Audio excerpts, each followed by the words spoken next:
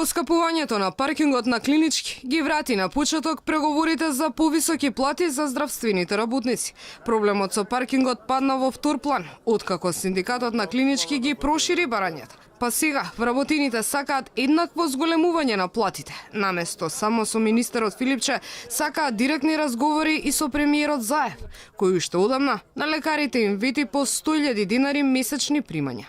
Сите ние овде сме во еден систем. Не може да постои поделба на вработените. Јас сум за тоа дека треба да постои комплетно исто зголемување за сите вработени во клиничкиот центар.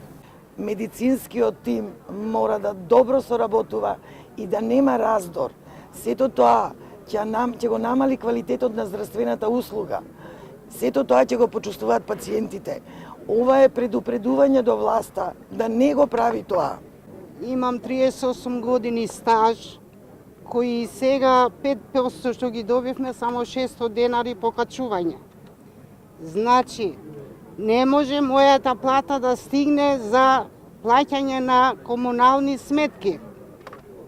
Ја не знам доколку се надавме на оваа влада дека ќе биде подобро, како што ни обеќаа дека ќе би и живееме европски, а ние уште идеме надоле.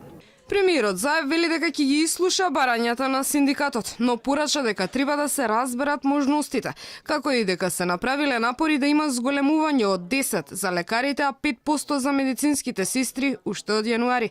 Во меѓувреме се бара решение за проблемот со паркингот. Градоначалникот Шилегов вели дека се разгледува идејата паркингот да се врати на стопанисување на Клинички. Во тек се разговорите, ние немаме нити претензија, нити да речам илузија дека таму треба да останеме. На крајот на денот, во колку клинички центар одлучи тоа да го направи, градот нема ништо против. Вработените од скупските клиники нема да протестираат се до средбата со премиерот најавена за 24 декември. Револтот на здравствените работници ескалираше по одлуката за двојно зголемување на цената за паркирање, а беа навредени и од изјавата на Шилегов дека се привилегирани.